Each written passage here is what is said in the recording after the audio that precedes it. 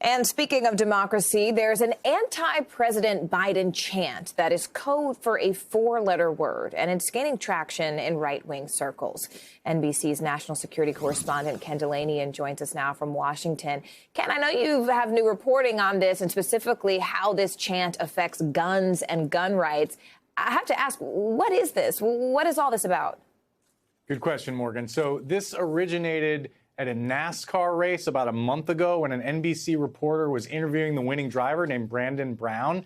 And behind them, a crowd was chanting expletive Joe Biden. And the reporter, either because she didn't hear what was being said or was trying to sort of gloss it over, said, oh, they're saying, let's go, Brandon. And people on the right immediately seized on that, accusing her of a cover-up or just deciding that that is a great stand-in for using profanity against the president of the United States. So let's go, Brandon is now a right-wing code, a right-wing meme. And yesterday we discovered that it is being used to sell assault weapons and ammunition. Whoa. There's actually a Let's Go Brandon.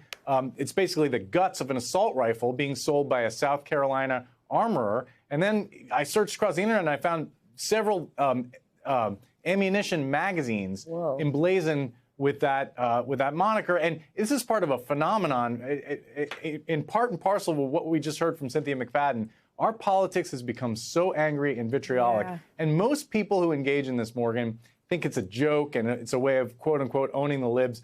But my sources in the national security world worry about the small percentage of people who take this seriously, particularly when you marry guns and hatred against the president of the United States. It's a dangerous combination. It's dangerous and it doesn't end well. Speaking of seriously, though, Ken, how seriously is the Secret Service taking this?